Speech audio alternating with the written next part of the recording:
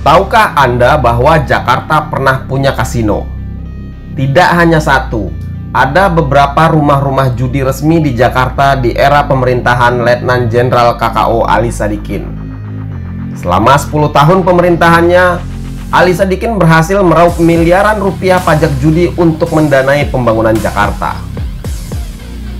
26 Juli 1967, Gubernur Jakarta Ali Sadikin mengeluarkan surat keputusan yang melarang perjudian gelap di wilayah DKI Jakarta.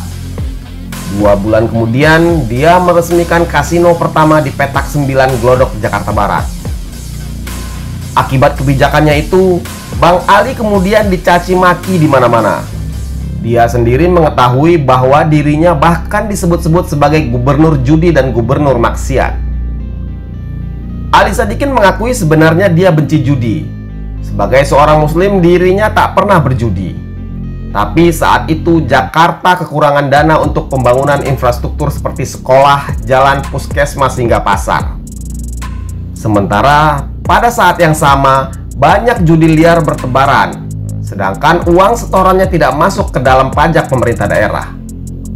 Maka keluarlah keputusan untuk melarang perjudian gelap itu, dan kemudian dibuatlah perjudian resmi yang pajaknya dapat ditagih oleh pemerintah. Dengan demikian, judi di Jakarta bisa dikontrol. Dan hasilnya pun luar biasa. Dalam 10 tahun sejak mendapat pajak dari judi kasino, pendapatan DKI Jakarta meningkat.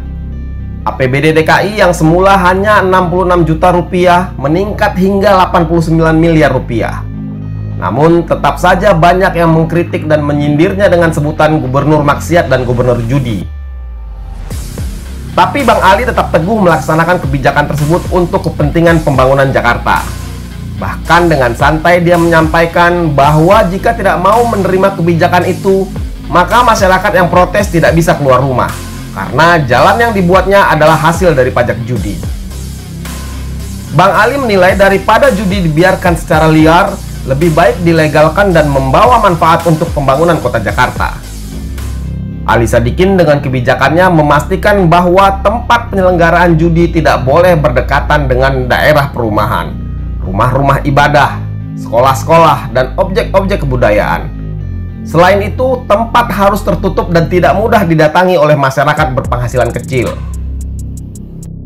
Setelah kasino pertama di Petak 9 diresmikan, kemudian menyusul lokalisasi-lokalisasi perjudian lainnya berdiri di seputaran Jakarta, seperti kasino di Jakarta Theater, kasino Copacabana, Highlight Casino, stand ketangkasan di Jakarta Fair, Loto Fair di Proyek Senen dan Krekot, Loto Pacuan Kuda Pulau Mas, dan Loto Greyhound di Senayan. Pada masa jayanya, kasino Copacabana di kawasan Taman Impian Jaya Ancol selalu padat pengunjung orang-orang berduit. Laporan majalah Tempo 21 Februari 1981 menyebutkan pada masa jayanya lantai 2 gedung itu disediakan khusus untuk mengadu untung lewat permainan keno. Bagi pengunjung berkantong lebih tebal disediakan ruang VIP atau Royal Room. Tak sembarang orang yang boleh masuk. Hanya mereka yang sudah dikenal sebagai penjudi kakap yang diperkenankan untuk masuk ke Royal Room. Setidaknya ada 3 penjaga untuk meneliti pengunjung VIP ini. Sementara Highlight Casino yang beroperasi sejak tahun 1971, konon kabarnya adalah hasil kerjasama dengan Stanley Ho, sang raja judi di Makau. Pengusaha asal Hong Kong ini dijuluki sebagai Godfather and King of Gambling. Adalah pemilik SJM Holding, sebuah perusahaan raksasa yang memiliki 19 kasino di Makau. Satu di antaranya yang paling terkenal adalah Kasino Grand Lisboa.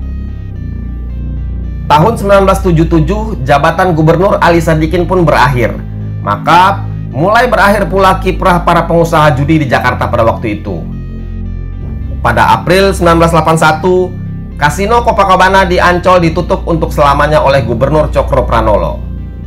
Cokro Pranolo berdalih bahwa penutupan itu merupakan perintah langsung dari Istana Negara. Ini sudah perintah Pak Harto. Judi harus dihapus, bukan dialihkan ke tempat lain. Begitu Cokro Pranolo menjelaskan.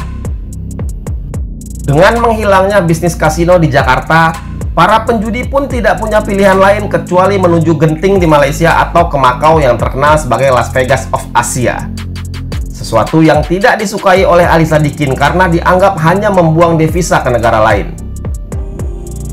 Sejak ditutupnya kasino-kasino di Jakarta, pemerintah Australia lah yang mengambil untung. Mereka melihat peluang besar untuk memenuhi hasrat judi para pengusaha dan penjudi kakap Indonesia itu. Pada pertengahan tahun 80-an, mereka membangun kasino di Pulau Christmas. Komite Parlemen untuk Pembangunan Kawasan Utara Australia merekomendasikan dibukanya kasino mewah di Pulau Christmas. Dengan jarak Jakarta yang hanya 1 jam penerbangan saja ke Pulau Christmas, pembangunan kasino dan resort di pulau ini menarik kalangan elit pengusaha dan penjudi besar asal Indonesia dan kawasan lain di Asia. Sejak adanya fasilitas judi di sana, tahun 1993 jumlah pelancong yang mendatangi Pulau Christmas melonjak signifikan. Kehadiran kasino langsung mengubah wajah perekonomian di Pulau Christmas secara dramatis. Padahal akhir tahun 80-an, Pulau Christmas hanya sebuah pulau pertambangan. Nyaris tidak ada fasilitas penginapan apapun di pulau ini. Namun sejak dibukanya bisnis judi di sini, sektor bisnis swasta pun langsung meningkat pesat. Dalam program ABC Four Corner terungkap pada tahun 2002, Pulau Christmas mengakui kalau pembukaan kasino ini mendapat dukungan dari sejumlah tokoh berkuasa di Indonesia. Setelah 2 tahun buka, tercatat kasino ini meraup untung lebih dari 12 miliar dolar. Pada waktu itu bahkan pihak kasino menyediakan angkutan udara khusus bernama Achilles untuk mencapai Pulau Christmas. Pada tahun 1996, pesawat ini membuka layanan dari Perth, Bom, Singapura, dan Jakarta. Namun tahun 1997, pihak operator menghentikan layanannya yang menyebabkan jumlah pengunjung kasino menyusut drastis. Pada tahun 1998, ketika krisis ekonomi melanda negara-negara di Asia, industri pariwisata ke Pulau Christmas pun hancur.